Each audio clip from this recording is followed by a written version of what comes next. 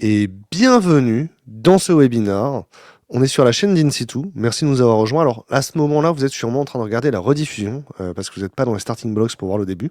Pour ceux qui rejoignent la rediffusion, aujourd'hui, on parle en particulier des entreprises apprenantes. C'est un concept particulier. Et de l'impact de l'intelligence artificielle sur la façon dont les entreprises vont apprendre. Donc, pour ça, j'ai deux invités qui sont vraiment très chouettes. Vous allez découvrir juste après le générique. L'idée, c'est vraiment de voir comment tous ces systèmes-là, ils bouleversent notre façon d'apprendre et d'organiser la connaissance et l'apprentissage dans les entreprises. Je lance le générique et on se voit juste après. À tout à l'heure.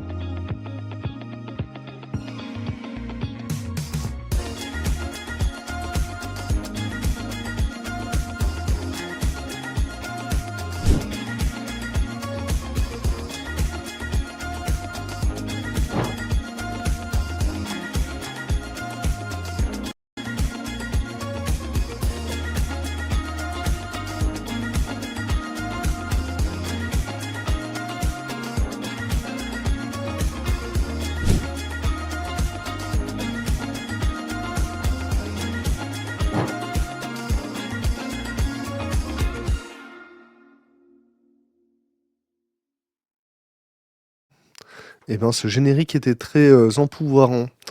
L'équipe est en train d'arriver au bureau, ils ont du mal à se connecter. Je vais faire monter Jean-Charles et Estelle. Vous êtes prêts?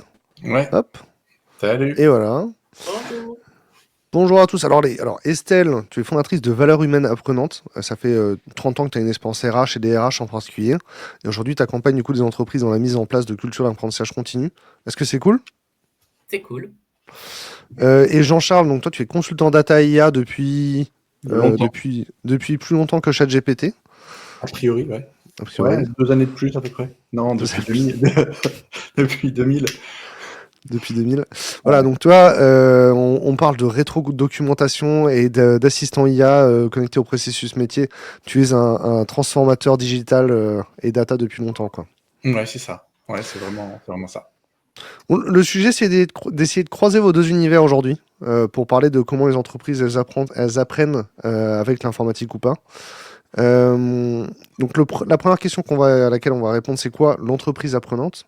Et la deuxième à laquelle on va répondre, c'est quel est le rôle du collab, comment sa posture elle change dans l'entreprise apprenante, et toujours avec le regard de comment les systèmes informatiques qui suivent ces processus-là au fur et à mesure. Et à la fin, bah, qu'est-ce que l'IA ça change vraiment dans tout ça? Ça y est, tout le monde arrive à se connecter d'un coup. Ils sont tous dans le chat d'un coup. Voilà. Est-ce que c'est cool pour vous? Bah ouais, très bien. C'est très bien. Qu'est-ce que je vais dire? Avant de commencer, on souhaite la bienvenue à tous les gens qui nous rejoignent pour la première fois sur la page de InSitu. Si vous n'avez pas l'habitude, on fait des webinars tous les mois, donc vous pouvez vous connecter, vous abonner. Le mois prochain, on a encore un webinar. Je pense que c'est déjà l'heure de parler du webinar sur la fiscalité, parce que c'est la fin de l'année. Tac, tac, tac, octobre, novembre. Non, il y en aura un autre entre les deux. Je me suis trompé. Mais n'oubliez pas, voilà, on a des webinaires réguliers toute l'année. InSitu, si vous ne connaissez pas, ils mettent en relation des freelances avec des clients grands comptes partout en France. Avec le remote, maintenant, c'est partout. Mais il y a en particulier une agence à Lille, une agence à Lyon, une agence à Nantes, une agence à Valence, une agence à Bruxelles. Et maintenant, la grosse nouveauté, c'est une agence à Paris, bien sûr. Vous pouvez contacter en particulier Moussa, qui va se présenter dans le chat pour vous, où tout le monde va le mentionner pour que vous puissiez savoir lequel c'est. C'est lui qui s'occupe d'ouvrir l'agence à Paris et c'est un commercial très expérimenté, un business développeur très expérimenté. Il propose également un service de portage salarial qui s'appelle InSitu Portage. Comme ça, vous pouvez vraiment vous lancer dans le freelancing très simplement. Hop, est-ce que tout est bon pour vous? Vous êtes prêts à démarrer? On Go. est prêts, Allez, nous, c'est parti. Vas-y. Ouais, Moussa, il sort de tes vacances, il vient parler de Paris. Il est en congé. Ah oui, c'est vrai, il est en congé, je ne l'ai pas vu sur le plateau. Qu'est-ce que j'allais dire? Le premier, alors, il faut que vous posiez des questions dans le chat. N'hésitez pas à nous partager finalement c'est quoi votre retour d'expérience sur le sujet, à poser des questions. On sera content de les prendre en direct et de les prendre au fil de l'eau. Le plan, comme j'ai dit, d'abord on parle de. Oui, donc j'ai déjà annoncé le plan. D'abord, on parle de quoi? C'est quoi une entreprise apprenante? Et pour ça, on va surtout donner la parole à Estelle. Hop, je te mets sur le grand côté, Estelle. C'est parti. Merci beaucoup. Alors, en effet, quand on parle d'entreprise apprenante, qu'est-ce qu'on... Alors, c'est une notion qui est apparue il n'y a pas si longtemps que ça, qui existe depuis les années 90, dont on parle de plus en plus, mais qui n'est pas encore très connue aujourd'hui. Qui vient de Peter Senge, qui est on va dire un enseignant-chercheur américain et qui, dans les années 90, a fait des recherches sur l'organisation du futur pour la compagnie Shell aux États-Unis, Mhm. et qui a écrit aussi un livre, La cinquième discipline. Donc, en fait, quand on parle d'entreprise apprenante, vous allez souvent entendre les mots intelligence collective, partage, learning, développement des compétences, apprendre à apprendre, enfin voilà, communauté, c'est des mots qui peuvent revenir assez souvent quand on parle d'entreprise apprenante. Ouais. Anticiper aussi, avantage concurrentiel. Donc en fait, aujourd'hui, c'est quoi une entreprise apprenante? C'est une entreprise qui va essayer d'anticiper le futur, s'adapter en permanence, apprendre en permanence, et qui est au service du développement humain. Et si on regarde la définition un peu plus précise, c'est une organisation qui favorise en permanence l'apprentissage et le développement des compétences des collaborateurs. Alors, est-ce Donc, qu'on peut décrire un petit peu comment ça se passe classiquement? C'est quoi le modèle standard d'apprentissage dans une entreprise? Et qu'est-ce qu'on change pour passer en entreprise apprenante? Alors, le modèle standard, c'est que tu as des leviers qui sont importants en entreprise apprenante. Le premier, ça va être d'abord que le collaborateur soit acteur de son développement, des compétences, donc qu'il soit Mhm, autonome. Après, tu as le deuxième levier qui est plus l'apprentissage entre pairs, qui va être de travailler sur un apprentissage en réseau sous forme de communauté. mhm. Et en fait, pour que tout ça puisse prendre, il faut aussi un écosystème. Et l'écosystème, là, on arrive au niveau de l'organisation et que ça soit Ouais. dans l'écosystème apprenant.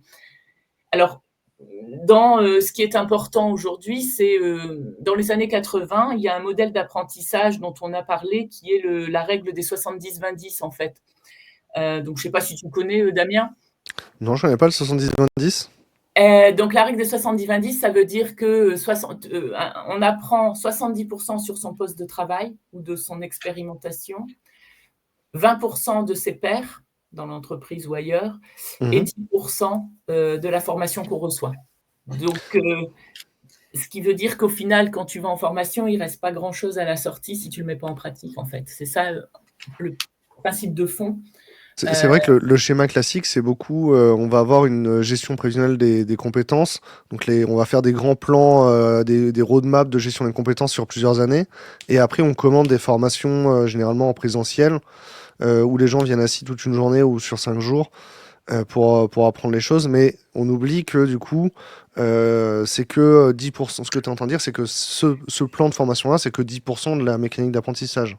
C'est ça. Alors en plus, des fois, ils viennent en formation et c'est pas forcément eux qui l'ont demandé aussi, ça peut arriver, tu vois, Mhm. donc ça n'arrange pas non plus les choses. Parce qu'il faut Et en remplir les effet, sièges, ouais. voilà aussi, ou bien c'est une politique entreprise, bon, qui peut se comprendre, hein, mais en tout cas, le collaborateur n'est pas toujours volontaire. Donc en fait, aujourd'hui, quand il va en formation, il est plutôt passif, c'est-à-dire qu'il va recevoir quelque chose, Ouais. un formateur qui transmet. Alors tu peux échanger, tu peux participer, bien sûr, mais tu es plutôt passif dans la notion de recevoir. Et là, ce qu'on veut à travers l'entreprise apprenante, ce qu'on essaye de développer, c'est plutôt un collaborateur qui va pouvoir se mettre en posture plus active, d'aller chercher à se développer, à développer ses compétences en allant chercher de la formation, mais de toutes sortes en fait. La Ouais. formation, elle est très large, hein. C'est pas justement juste le module de formation que tu reçois quand tu vas en formation.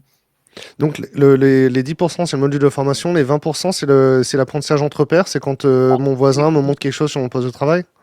Ça pourrait être ça, mais organisé, on va dire. Donc, Mhm. organisé par des communautés entre pairs qui peuvent, ça peut être des lunch and learn, hein, c'est quelque chose qui existe beaucoup dans les entreprises aujourd'hui, ou toujours sur la base du volontariat, ça c'est hyper important. C'est qu'à un Mhm. moment donné, un collaborateur s'empare d'une thématique, donc il a choisi, il est volontaire, et il vient pitcher auprès de ses pairs Ouais.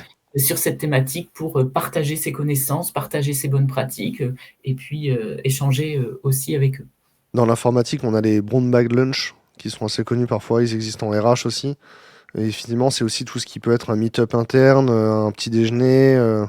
C'est des moments collectifs où on partage des connaissances, quoi. C'est ça que C'est tu ça, décris. c'est ça, et Ok. c'est Et hyper important en fait. le 70% qui reste, c'est tout ce que je peux faire en autonomie sur mon poste de travail.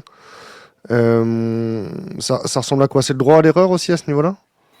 Alors, ça peut être l'expérimentation, en Ok. fait, en effet, et l'expérimentation, c'est permettre l'erreur, le droit à l'erreur, c'est-à-dire que l'erreur est une opportunité et non pas un échec, en fait. Mhm. C'est ce qui est important aujourd'hui dans la plupart des entreprises. On a toujours peur de se tromper. Bah, si on se trompe, qu'est-ce que ça va faire? Bah non, là, on se trompe, c'est bien. On apprend quelque chose et puis on peut aussi redévelopper autre chose derrière. Et ça vient aussi de l'apprentissage par l'action, selon Kolb, Mhm. qui, à un moment donné, dit que on vit une expérience, on analyse ce qu'on a vécu, on va le partager avec des Ouais. pairs pour avoir un feedback. Et avec le feedback, on le remet en perspective pour recommencer l'expérience. Donc, c'est un cercle vertueux, une boucle vertueuse qui permet d'apprendre, de tirer parti de son expérience et de la remettre en expérience pour retirer parti en échangeant avec ses pairs et bah, aussi en se trompant, parce que c'est aussi en se trompant qu'on avance, quoi. Ok. Je nous remets tous les trois. Mmh. Jean-Charles, du coup, ça marchait comment la gestion de la connaissance avant les modèles IA? Donc, sur les 20 dernières années, comment on faisait pour stocker informatiquement ce que les collaborateurs ils ont appris, etc. Je comprends pourquoi tu m'as fait venir, en fait, tu veux que je parle d'avant. Et, non, en fait, ouais. Non, On mais était dans si tu des... restructures des systèmes, c'est que tu dois partir d'un existant, tu vois. Ouais, Je peux te poser la question autrement. Quand tu arrives sur un nouveau client pour l'aider dans la digitalisation, il faisait comment avant d'utiliser des IA pour stocker tout ce que ses collabs apprennent, tu Bah, vois. en fait, il utilisait des systèmes de collaboration de type SharePoint où tu sais, tu compartimentes vraiment ton information, ta Ouais. documentation avec toutes les dérives que l'on connaît. Parce que quand tu vas compartimenter, forcément, tu vas mettre des droits, donc tu vas empêcher certaines personnes d'accéder à une information. Ouais. Bref, donc en fait, tu avais une diffusion de l'information qui était malgré tout assez parcellaire ou Mhm. incomplète. Donc voilà comment est-ce qu'on fonctionnait effectivement avant. Et l'idée était de concevoir des systèmes. Alors ça tombe bien, moi j'ai travaillé quelques années dans le système de la GED, dans le système de GED. Et l'idée c'était de pouvoir essayer de décloisonner autant que faire se peut, si tu veux, les sujets. Mais tu avais toujours la contrainte de non, les personnes n'ont pas le droit d'accéder à cette information, etc. etc. Donc en Ouais. fait, ta formation ou ton information sur les sujets était limitée. En fait, voilà, c'est vraiment comme ça qu'on fonctionnait avant. La GED, pour ceux qui n'ont pas le mot-clé, c'est la gestion électronique des documents. Oui, Hein. pardon. Enfin, en gros, le coffre-fort dans lequel il y a les fiches de paie, tout aussi bien que la base de connaissances, Confluence, etc., ça c'est la GED, effectivement. Ouais, c'est ça. C'est ces systèmes-là, ouais, tout à fait. Et maintenant, c'est vrai que on voit avec l'IA, et d'ailleurs, on en parlait un peu tous les deux en avant. Ça va pas trop la date, effectivement, à laquelle on a eu ce switch. Est-ce que c'est là cette année, ou est-ce que c'est plus vers les années 2000 avec l'arrivée du RAG à l'époque? 2018, ouais. Ouais, 2018 et autres. Je pense qu'on a eu les prémices à cette époque-là, ou à ce moment-là, et puis là, effectivement, l'arrivée ou l'avènement des agents depuis l'année dernière fait exploser tout cet accès à l'information et à cette connaissance. Et je pense que là, Estelle, on est dans dans une nouvelle approche sur la communication et donc la formation derrière. Dans le chat, dans les gens qui nous regardent, est-ce que vous avez eu des SharePoint? Est-ce que vous avez utilisé des systèmes similaires? Le webinaire du mois prochain, du coup, c'est le webinaire sur la cybersécurité. Donc, si vous avez des questions sur la gestion des droits de la IAM et de pourquoi est-ce qu'on fait tout ça comme ça, ce sera le bon moment pour poser vos questions, bien sûr. Si votre entreprise est passée à ISO 27001 et a décidé du coup de bloquer tout le monde dans l'accès aux documents, c'est le sujet, effectivement, on pourra leur poser la question. Tu voulais rebondir, Estelle? Écoute, on parlait du droit à l'erreur, on parlait comment aujourd'hui le collaborateur à un moment donné va apprendre, on parlait avec Jean-Charles de la formation, c'est aujourd'hui, c'est de transformer la formation en apprentissage en fait. Et Ouais. donc, à travers ce droit à l'erreur, c'est comment un collaborateur il va apprendre sur son poste de travail. Il apprend de plein de façons, en fait, tous les jours. Tu t'apprends parce que tu es sur ton poste de travail et tu vis des choses, des situations. Tu vas apprendre de ton écosystème. Tu vas apprendre de tout ce qui est la formation informelle. Tu vas à un jury, tu vas à une conférence, tu lis un livre, tu apprends déjà, en fait. Formation formelle, ça on l'a dit tout à l'heure, des expérimentations et de l'apprentissage entre pairs. Et aujourd'hui, c'est vraiment que le collaborateur, à un moment donné, puisse prendre conscience qu'il est en train d'apprendre, en fait.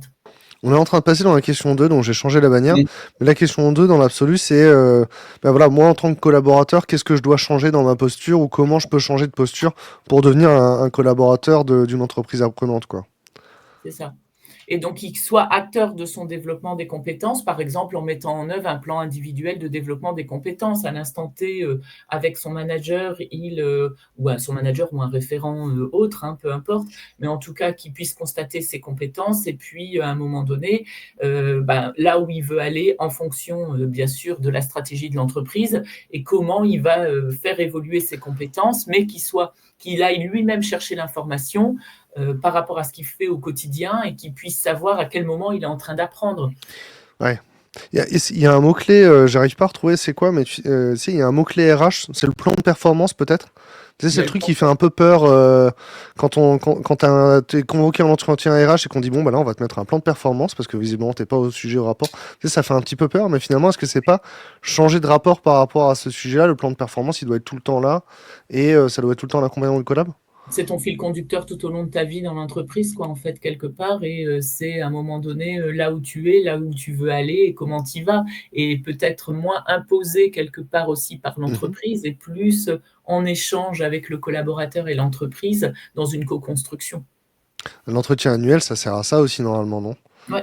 Il y a C'est-à-dire que l'entretien annuel, en effet. Et dans l'entretien annuel, par exemple, si tu veux rendre le collaborateur aussi plus acteur de son développement, c'est à un moment donné mettre une partie qui s'appelle, selon les entreprises, le pas de mmh, côté. C'est-à-dire qu'est-ce que tu fais dans tes missions au sein de ton poste de travail et puis tout ce que tu fais hors de ton poste de travail et qu'on voudrait savoir, qui est important de savoir. Parce que c'est ça qui te fait aussi évoluer, c'est ça aussi qui est riche, c'est tout l'informel. Et ça aussi, tu peux le révéler à travers les entretiens annuels, par exemple. je suis en train de réfléchir. Il y a une pratique qui existe en informatique qui est plus populaire côté outre-Atlantique que chez nous. Il s'appelle le TIL, Today I Learned Something, tu vois. Donc l'idée, c'est vraiment un collab qui se pose et qui écrit sur une fiche. Aujourd'hui, j'ai fait ça de nouveau et j'ai appris ça, qui permet de documenter. Ça, c'est quelque chose que tu as déjà vu en France qui est populaire ou c'est vraiment un truc d'informaticien?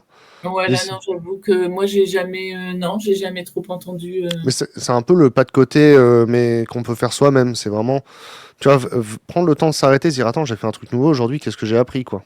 D'accord, Et mais de, ça, et de c'est vachement l'écrire. important. Ouais, ouais, ouais. Mais donc, tu le donnes avec une vision plus informatique, mais en effet, Mm. oui, c'est exactement ça. Jean-Charles, toi qui travailles dans l'informatique, tu penses que les informaticiens, ils ont l'habitude d'apprendre, ils ont appris à apprendre aussi bien que les autres, ou au contraire, ils se reposent sur leur laurier et le reste de l'entreprise a changé de façon d'apprendre sans eux? C'est difficile de parler pour les autres. Si je parle moi de ce que je sais, enfin, ou de ce que je vois de mon expérience, si tu veux, aujourd'hui, quand je fais des formations ou que j'accompagne des entreprises, notamment des éditeurs de solutions, vers le sujet de l'IA, Mm. en fait, tu te retrouves avec plusieurs populations. Tu vas avoir des populations d'informaticiens qui n'ont pas changé, en fait, leur méthode de Ouais. travail et qui restent effectivement dans je dois coder parce que j'ai une livraison à faire d'un produit à telle date. En fait, on a cet effet un peu, si tu veux, nez dans le guidon. Et puis, tu as d'autres personnes aujourd'hui où c'est un peu notre métier. Enfin, moi, je pense que c'est un peu à la source de notre métier. C'est d'être Mm. en permanence en train d'aller rechercher les derniers éléments, d'être un petit Ouais. peu curieux de tout ce qui arrive. Et je pense que là, effectivement, avec l'avènement de ce qu'on voit aujourd'hui arriver en IA, on a notre propre remise en question de notre façon de faire aussi parfois. On en avait discuté tous les deux, notamment sur le coding, et c'est quand même assez intéressant. Donc, est-ce que l'informaticien est en retard ou pas? Je pense que c'est un peu comme tout, c'est un peu dans tout métier, si tu veux, tu as ceux qui restent là où ils sont, puis tu as ceux qui sont curieux, qui commencent à aller chercher. Mais je pense qu'on a une période où nous, informaticiens, on doit être capable d'un peu de résilience, de se remettre un peu en question, de voir ces outils arriver, de se dire, tiens, est-ce qu'on ne peut pas les adopter? Comment on les adopte? Dans quelle communauté on diffuse cette information, où on partage? Non, je crois qu'il y a un réel changement qui est à opérer, s'il n'a pas été opéré au préalable par notre métier. Est-ce que tu connais la demi-vie des compétences, Estelle? C'est un concept de gestion des compétences. Oui, En gros, l'idée, c'est que les compétences informatiques, on dit souvent que leur demi-vie, elle est 2 fois plus ouais, courte que celle des compétences tout non à fait. informatiques. Ouais. Donc, si j'apprends à souder, a priori, pendant 5 ans, la moitié de tout ce que j'ai appris sur la soudure, ça devrait être encore valable dans 5 ans. Ça n'évolue pas trop, oui, tout à fait. Et alors que l'informatique, vraiment, dans la demi-vie, c'est 2,5 ans. Ouais. Mm. Parce que les technologies changent, parce que les systèmes informatiques évoluent très vite. C'est pour ça que du coup, tu vois, on peut imaginer que les développeurs, les informaticiens et les informaticiennes, ils apprennent à apprendre parce que leurs compétences vont évoluer beaucoup plus vite. Mais c'est pas forcément vrai, effectivement, comme le dit Jean-Charles, parce que la façon de faire, souvent quand on est dans une équipe, on est avec des gens qui ont les mêmes pratiques. Ben, si on va pas chercher de l'extérieur, tu vois, ben, on continue à garder les mêmes pratiques qu'il y a 10 ans et on se confronte pas trop à l'extérieur, quoi. Bon, c'est Ouais, vrai vous restez entre vous et au final, c'est aussi bien d'avoir un apport extérieur à un moment donné pour pouvoir se remettre en question et pour pouvoir aussi avancer, en effet, et se challenger. il y a aussi un effet, alors peut-être tu pourras me dire comment ça marche dans d'autres métiers, mais il y a un peu un effet, genre la production elle tourne, tu sais, et en fait on n'arrête jamais la façon de faire parce que c'est ce qui marche. Et en fait changer de façon de faire, ça peut casser la machine, et on n'a pas le droit d'arrêter les machines, tu vois, c'est vraiment, on a toujours ce système-là, même si la machine elle est invisible, mais il faut imaginer que la machine informatique c'est la même machine qu'à l'usine, sauf qu'elle doit jamais s'arrêter, tu vois. Alors que même à l'usine, une machine elle est en panne au moins 8 heures tous les mois, enfin c'est pas... Et si on l'arrête pas pour la maintenance, elle va tomber en panne d'elle-même, elle va s'imposer la pause, tu vois. Du coup, il y a un peu ce côté-là. Est-ce que tu vois ça aussi dans les entreprises? Plus il y a d'impératifs de production, moins on prend le temps d'apprendre? Alors, en effet, on peut se mettre dans quelque chose qu'on connaît et justement pas aller, remettre en question, ce qu'on ne connaît pas et s'arrêter à un moment donné parce que Mmh. l'arrêt peut aussi provoquer cette remise en question. Mais en Ouais. même temps, aujourd'hui, on voit bien qu'avec l'évolution, de l'écosystème, que ça marche plus comme ça, en fait. Si tu veux, à un moment donné, conserver ton avantage concurrentiel ou être compétitif, eh ben, tu dois remettre en question cette façon d'apprendre parce que, ça va très vite et que, si, enfin, cette façon de fonctionner ou d'apprendre, mais que ça va très vite et que comme ça va très vite, c'est aussi pour ça qu'est apparu ce concept d'entreprise apprenante à un moment donné. C'est qu'on Mmh. voyait que le monde était en pleine mutation. La compagnie Shell voyait que le monde était en pleine mutation et comment il voulait trouver une solution pour que ces équipes puissent s'adapter en permanence. Donc, en effet, cette machine, peut-être avant, elle marchait et elle pouvait marcher comme ça un certain temps, mais est-ce qu'aujourd'hui, elle peut encore marcher comme ça et un certain temps sans bouger? Alors, en effet, selon les secteurs d'activité, ça sera plus ou moins rapide. L'informatique, ça bouge peut-être plus vite que d'autres secteurs, et encore que, mais en effet, c'est important que ça puisse évoluer. Chacun à son rythme, mais en tout cas, ça doit évoluer. Est-ce que le 70-20-10, on peut l'utiliser pour mesurer le temps qu'un collaborateur utilise pour apprendre? C'est 70% à produire des choses où je suis très efficace et je vais faire de la même façon que d'habitude parce que c'est la façon la plus rapide de faire. 20% de mon temps, j'essaie des nouvelles choses ou j'essaie de le faire avec des collègues. Et 10% du temps, c'est le moment où là, je suis soit dans la pure expérimentation, soit dans la formalisation de ce que j'ai fait de nouveau. Ça peut être ça aussi, en effet. Oui, oui, ça peut, à quel moment lui, va, apprendre, par lui-même quelque part, c'est ce que tu es en train de dire. Donc, ça peut être aussi une vision. C'est quelque chose on a abordé en préambule, c'est changer la posture du collaborateur, c'est changer aussi la posture du manager. Un manager qui nous demande d'être productif à 110% du temps, il nous laisse pas forcément la place d'apprendre. Qu'est-ce que le manager doit changer dans sa façon de faire pour valoriser le temps que passe un collaborateur à apprendre, quoi, ou une collaboratrice?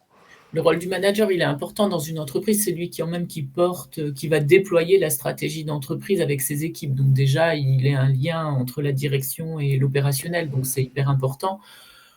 S'il reste dans une relation unique, après, je ne vais pas faire non plus de caricature, hein, de Ouais. stéréotypes. Il y a des managers qui sont différents et des entreprises qui sont différentes, mais rester dans une relation hiérarchique, à un moment donné, c'est peut-être de sortir de cette relation hiérarchique pour devenir un peu facilitateur, que le manager devienne un Mhm. facilitateur qui puisse aller générer la créativité auprès de ses équipes, que quand ils ont des initiatives, il puisse les soutenir, qu'il puisse les encourager, que s'il fait une erreur avec le droit à l'erreur, et ben justement, c'est bien, tu as fait une erreur et qu'est-ce qu'on en fait, et comment on la transforme cette erreur et comment on la réexpérimente. Donc voilà, c'est là aussi où le manager va devoir Mm. permettre ce développement des compétences, et parce que le Ouais. collaborateur, la posture, elle peut changer si l'écosystème permet aussi au collaborateur de changer, parce que sinon, à un moment donné, le collaborateur va vite être limité dans son évolution si l'écosystème n'est pas aussi installé pour ça. Et ça peut être, par exemple, un passeport j'ai vu ça dans des entreprises, un passeport exploration Mm. de 2 jours par an qui est autorisé pour le collaborateur pour pouvoir aller explorer son écosystème, aller à la conférence, aller à l'événement organisé par Ouais. son écosystème. Donc c'est vraiment quelque chose, en fait, quand l'entreprise commence à mettre l'apprentissage au cœur de sa culture, bah, c'est là où ça commence à devenir apprenant quelque part. Je rebondis un peu, Jean-Charles, la capacité d'apprentissage, c'est un soft skill, c'est une compétence.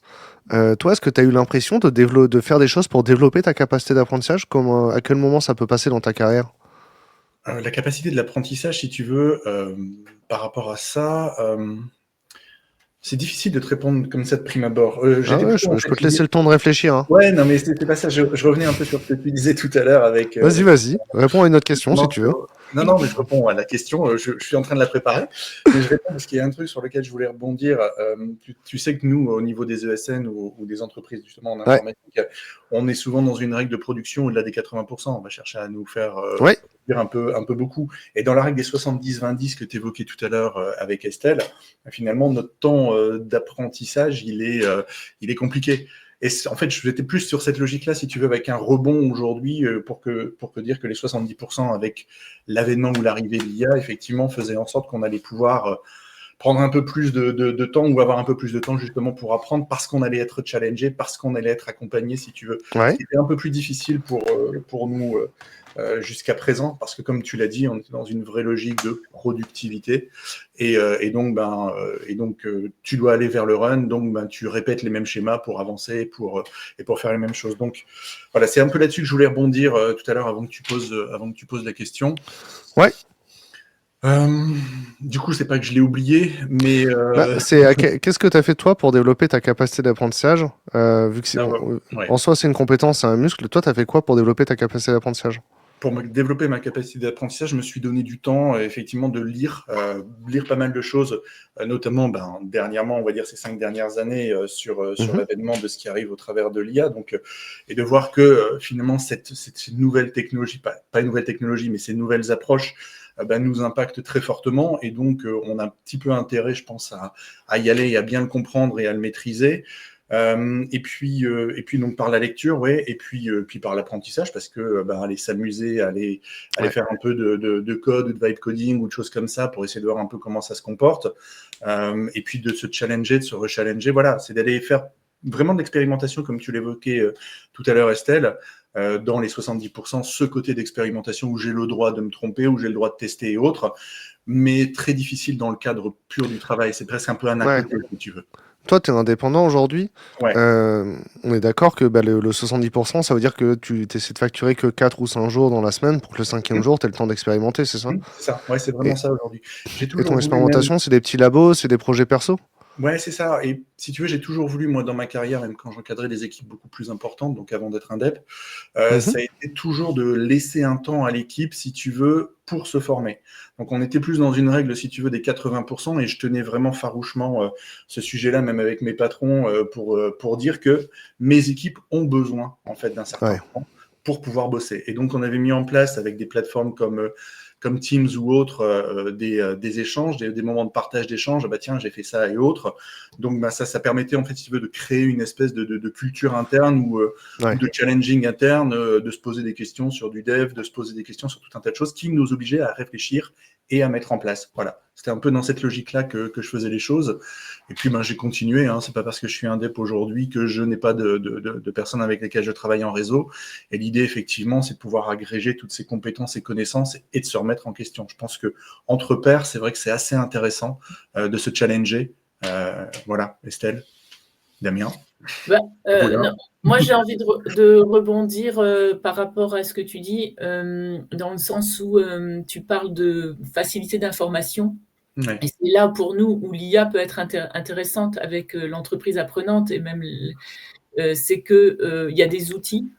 Alors, je ramène ça juste au niveau de l'outil, mais il y a des outils et de partage, de socle commun de connaissances, de partage de connaissances. Et si on n'a pas ça, moi j'ai interviewé une entreprise là, NeoEco, il n'y a pas si longtemps, et qui est une entreprise apprenante, au sens propre du terme. Et en fait, elle disait, on a un outil où on partage les connaissances. Donc déjà, la base, c'est d'avoir un outil de partage des connaissances. Et la deuxième chose, c'est d'avoir un outil collaboratif, qui est sûrement le même, pour pouvoir communiquer, échanger, avoir une information très fluide et en temps réel, rapide en fait. Et donc, sans ces outils, en fait, quelque part, donc l'IA, c'est là où elle est importante pour l'entreprise apprenante. Si on reprend c'est bien, vous m'amenez tout de suite dans la question 3, dans la troisième question. Ouais. Alors, mon clavier ne marche plus je sais pourquoi, mais je peux pas le réparer tout de suite. Mais du coup, je peux pas mettre le bandeau en bas avec la troisième question. Et la troisième question voilà, c'est finalement le sujet, c'est comment l'IA, elle change vraiment la façon dont l'entreprise, elle apprend. Vous êtes rentré complètement dedans. Dans les éléments de réponse, vous venez de mentionner, c'est que l'IA, c'est déjà un père avec qui je parle. Il peut me faire des nouvelles choses, quoi. Et il me donne accès à l'information aussi, c'est ça? Oui, et très rapidement. Très rapidement, ouais. Ça aussi en temps réel, tu vois. C'est tiens, on a lancé ça et qu'est-ce que vous en pensez? Enfin, ces entreprises-là, c'est des entreprises d'une centaine de personnes, hein, mais elles ont besoin aussi d'avoir ça pour rentrer dans ce concept d'entreprise apprenante. En fait, si tu n'as pas ça, c'est vrai que comme tu n'as plus de hiérarchie, tu n'es plus dans le même système, écosystème qu'une entreprise classique telle qu'on l'a toujours connue, ces outils sont d'autant plus importants. Alors, il y a un peu de... Enfin, déjà, Depuis 5 ou 10 ans avec le remote, on a mis en place des bots, tu sais, dans Slack et des choses comme ça, des robots qui viennent te demander c'est quoi ton mood, c'est quoi ton truc, c'est quoi les compétences que tu as appris. Et il y a un peu ce moment où on enlève les interactions entre les humains pour les rendre asynchrones. Et à la fin, en fait, on peut avoir l'impression de parler plus à des robots qu'à des humains dans la journée sur le système. Est-ce que c'est pas un peu flippant de se dire que demain, notre rapport avec l'entreprise, ça peut être uniquement le fait de parler avec un IA, tu vois? Alors, moi, dans ce que je te disais, c'était de parler entre êtres humains Mm. à travers l'outil. Bah oui, mais Donc, alors ça reste, il reste la direction qui descend une stratégie, il reste un manager qui met les objectifs, il reste mes collègues qui ont appris le truc, mais tout ça me vient via une IA qui est une interface conversationnelle. Mais c'est vrai que c'est vrai que si t'enlèves les humains qu'il y a derrière l'IA, tu t'en rends pas compte, tu vois. Peut-être que tout le monde bosse pour une IA et c'est lui, c'est l'IA le DG, quoi. ouais, c'est toi l'informaticien, c'est toi qui sais. Mais bon, moi, je pense qu'il y a quand même cet échange entre personnes qui fait que, à un moment donné, même si tu as l'IA, tu communiques pas uniquement avec ce robot, quoi. La Ouais, personne va agir, va réagir. Ah bah tiens, c'est génial ce que tu as fait, je t'apporte une idée. Ah bah, et l'autre répond. Donc ça, ouais. c'est à part l'IA, moi, j'y connais pas, je connais pas assez le sujet pour savoir dans quelle mesure ce robot intervient, mais en tout cas, pour moi, c'est juste un outil. C'est un support et un outil. C'est pas une finalité. Jean-Charles, qu'est-ce qui Ouais. a changé techniquement dans les systèmes informatiques avec la révolution IAGN qu'on peut voir en ce moment? C'est quoi le point de rupture et qu'est-ce que ça change pour les utilisateurs, quoi? Alors, le point de rupture, je le vois vraiment cette année ou fin d'année dernière avec l'arrivée des agents, notamment MCP et autres. On est dans une phase d'hypercommunication ou de pouvoir relayer, enfin, on va dire, faire en sorte que des sources de connaissances et des bases de connaissances, en fait, sont aujourd'hui presque liées Ouais, les unes aux autres, là où on n'avait pas ça jusqu'à présent. Donc, dans le quotidien, si tu veux, de ce que je fais, c'est se challenger. On en avait parlé. On travaille toujours à peu près de la même façon, on code toujours à peu près de la même façon. Et aujourd'hui, ouais. justement, avoir une aide qui peut nous dire, ben tiens, finalement, là, dans ton code, que tu fais un code base ou un truc comme ça aujourd'hui sur des plateformes, et puis tu commences à avoir une revue de code et avec justement des points Ouais. d'ajout ou des points de critique, justement, où on critique ton code. Ça peut être extrêmement structurant et extrêmement mobiliser, si tu veux, une forme de résilience chez toi en te disant, mince, je fais ça jusqu'à présent, voilà l'avantage Ouais. aujourd'hui d'utiliser ça.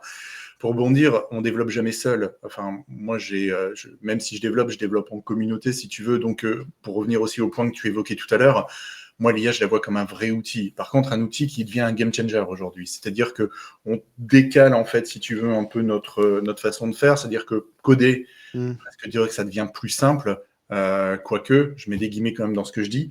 Mais par contre, mettre en production, récupérer tout ça pour justement faire un produit fini, ça reste encore de notre domaine de compétences et c'est là peut-être Mhm.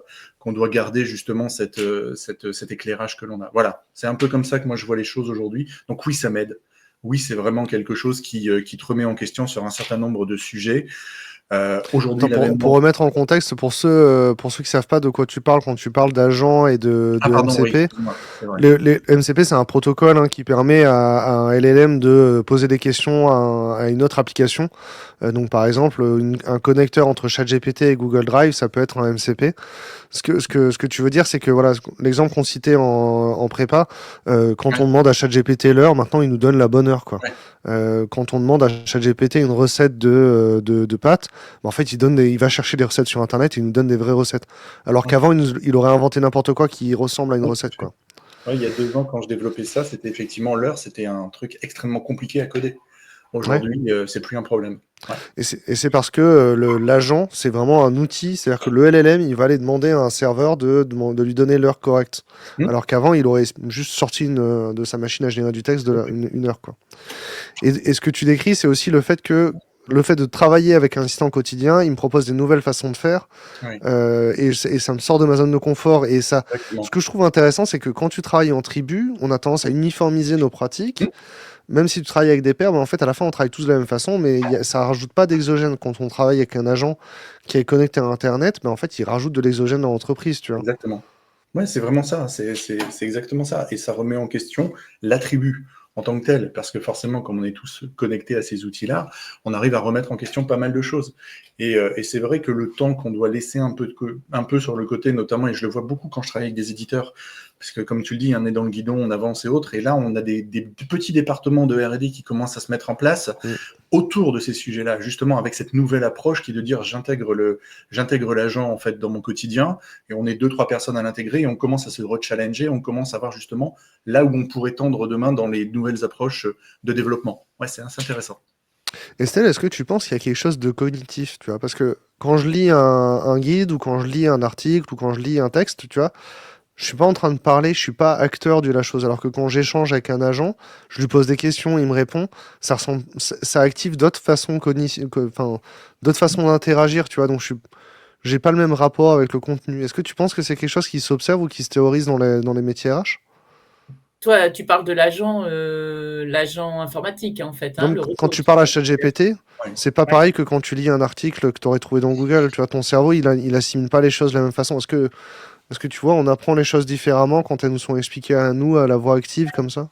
Bah, il y a la notion d'interactivité qui peut jouer, en effet, où tu te poses une question. Quand tu lis ton livre, tu te poses ta question tout seul, face à ton livre. Bon, après, c'est toi qui vas aller peut-être chercher la réponse à ta question ailleurs, Ouais. dans le livre ou ailleurs. Là, moi, je trouve qu'il y a un côté quand même passif dans ça. C'est que, ou peut-être que vous n'allez pas être d'accord avec moi, mais c'est que le robot, il dit un truc, enfin, toi, tu dis un truc, il te répond, bon, ben, il n'y a pas la notion, en effet, tu développes, tu apprends des nouvelles choses, Mhm. mais la notion d'aller chercher par soi-même, elle est moins présente, je trouve, que bah, tu as ton livre et tu dois aller chercher par toi-même la réponse. Il y a tout un cheminement à faire. Et ce cheminement, alors tu vas me dire, on peut le faire différemment avec Ouais. l'agent, mais enfin, je sais pas, moi je suis plutôt dans l'humain, donc c'est vrai que c'est difficile pour moi de parler à un robot. Je sais pas parler à un robot en fait. Mais Donc, ce que tu décris, c'est en fait, il y a une décharge cognitive, c'est-à-dire que quand tu prends l'habitude de de tout demander à ChatGPT ou à Gemini, bah, il y a des choses, ça t'aurait pris du travail d'aller le chercher. Du coup, tu développes un peu une forme de fainéantisme, mais en même temps, tu as une décharge, c'est-à-dire que t'as pas pris le temps. Moi, tu vois, par exemple, ça m'arrive de commencer à travailler sur un sujet, et puis finalement, je vais m'arrêter au milieu et je vais dire à ChatGPT, rappelle-moi de travailler là-dessus mercredi après-midi, tu vois. Et ça m'arrive aussi, par exemple, tu sais, je suis en train de regarder un film, il y a une référence à un autre film, et j'ai pas compris, tu vois. J'ai compris qu'il y avait un moment dans le film, mais je sais pas c'était quoi la ref. Et je vais demander à Gemini, attends, je suis en train de regarder tel film, qu'est-ce qui s'est passé? Et il va me dire, ah, mais c'est parce que t'as pas vu tel autre film, etc. Mais tu vois, ça, j'aurais pas pris le temps avant d'aller regarder l'autre film au milieu de mon film, faire pause, etc. Je sais pas ouais. si. Il y a Ouais, les deux, alors en moi, fait. je pense que c'est parce que vous êtes informaticien et donc vous utilisez ça de façon très naturelle et spontanée. Et je veux pas stéréotyper. Mais enfin voilà, tu entends une autre référence, avant tu prenais, je vais parler comme une vieille, hein, mais tu prends ton encyclopédie, tu vas chercher la référence ou Non, tu mais regardes c'est. sur Internet. Donc c'est pas la même démarche quand même, je Mais trouve. c'est ça, tu vois, l'équivalent, c'est avant, je lis un livre en anglais, il y a un mot que je connais pas, bah, je suis obligé de m'arrêter, d'ouvrir mon dictionnaire, d'aller chercher le mot, ou alors je passe en me disant peut-être je vais comprendre plus tard, tu vois. Mais là, Voilà. maintenant, je peux tout de suite m'arrêter et dire j'ai mis le mot anglais dans tel sens, dans telle phrase, qu'est-ce que ça veut dire, quoi. Voilà. Mais du coup, la posture est pas la même et la recherche à Ouais, l'intérieur de soi, elle est pas la même en fait. ouais, C'est ça qui est important, moi, je trouve. ouais, c'est clair. Et il y a ce sujet aussi, enfin, il y a un sujet un peu de frugalité, c'est-à-dire que demander tout et n'importe quoi à Gemini, ben, c'est un peu comme prendre la voiture pour aller chercher le pain à 100 mètres de chez toi, tu vois. Voilà, plutôt qu'y aller à pied, exactement. Ouais, ouais. On arrive à la conclusion, c'est l'heure de la conclusion, on nous dit dans le chat. Est-ce que vous avez, de manière générale, on a l'impression qu'il y a eu des problèmes de connexion sur LinkedIn, donc le chat n'a pas été très actif, mais si vous êtes encore là, vous avez encore une minute pour poser vos dernières questions. Estelle et Jean-Charles, c'est quoi votre mot de la fin? Estelle en premier peut-être? Ben, par rapport à ce que je viens de vous dire, c'est que moi j'ai besoin de l'échange humain et c'est quelque chose qui est important, mais que l'IA apporte réellement aussi quelque chose à ces échanges. Voilà, et ça c'est important aussi, c'est que même si on est dans l'humain, on peut aussi accepter les outils qui sont là pour avancer et pour avancer encore plus vite. Et Jean-Charles, ta conclusion? Je trouve que ce que tu dis, Estelle, est assez intéressant. Ça ne doit pas occulter effectivement le côté humain. Ça ne doit pas affecter effectivement cette communication qui doit rester vraiment essentielle dans ce que l'on fait. Mais c'est un moyen malgré tout de décaler peut-être un peu notre façon de voir les choses. C'est vrai que là, vous l'avez évoqué, on ne va pas refaire ce que vous venez d'évoquer, mais entre rechercher une information et l'avoir pratiquement tout de suite et décaler du coup et d'aller un pas après, si tu veux, peut-être dans le coding, peut-être dans tout un tas de choses. Moi, je le vois vraiment comme ça. Je vois comme un vrai décalage, en fait, aujourd'hui, de notre apprentissage vers quelque chose de beaucoup plus ouvert, beaucoup plus accessible. Mais je retiendrai toujours ce côté, on doit faire en sorte que l'homme reste malgré tout, ou l'humain reste malgré tout au centre de tout ça. Ouais, c'est ça. Au final, donc la conclusion qui a été écrite, hein, je l'invente pas, mais Ouais. l'IA nous permet de devenir des acteurs de notre apprentissage. On était déjà capable de le faire avant, là, l'IA nous le facilite. Et je pense que le point clé que je retiens, alors c'était pas écrit du coup, mais Estelle, ce que tu nous dis, c'est qu'il faut faire des nouvelles choses et faut prendre le temps d'expérimenter, prendre le temps de prendre des risques. Et en fait, même si c'est pas ancré dans la culture d'entreprise, ça vaut le coup de se battre un petit peu pour faire bouger les lignes et valoriser qu'on a appris des nouvelles choses, fait des nouvelles choses. Et l'IA, ça peut être un assistant qui nous encourage à faire des nouvelles choses tous les jours, quoi. Ouais. Donc c'est chouette. Ouais. Est-ce que vous êtes motivé dans le chat par cette conclusion? Je laisse des blancs, mais en vrai, ils répondront beaucoup plus tard. Ok. Merci beaucoup. Merci. C'était bien. Merci à toi. Je mets le générique de fin et puis encore merci beaucoup à tout le monde. Alors, le générique de fin. End. C'est parti.